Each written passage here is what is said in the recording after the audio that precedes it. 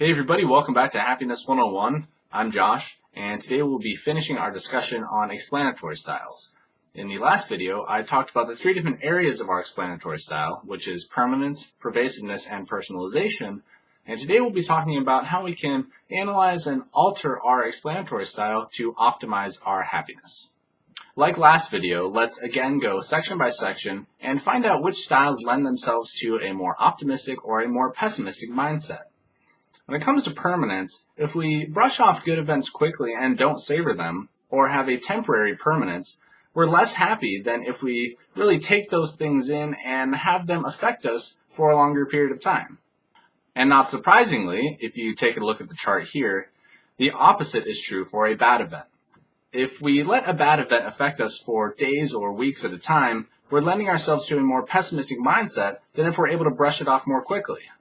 The same pattern arises for pervasiveness as well. If we let a good event reflect positively on other areas of our lives, we're lending ourselves to an even more optimistic mindset. And additionally, if we refuse to let a bad event impact how we feel about other areas of our lives, then we're lending ourselves to an even more optimistic mindset. For our last category, personalization, the same pattern arises once again. If we internalize good events while externalizing bad events, we're maximizing our optimistic mindset. However, that being said, this brings up an interesting point of discussion.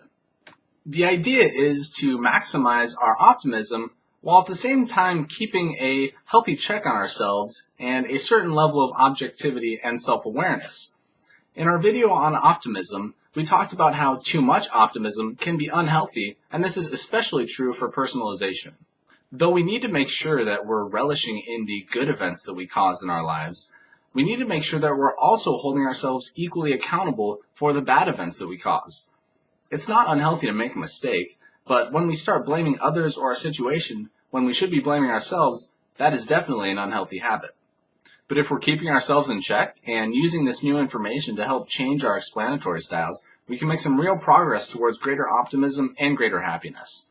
And if you want to learn more about happiness or anything we talked about here today, tune in to the next Happiness 101 or find a Hapacus class. Keep happy, everyone.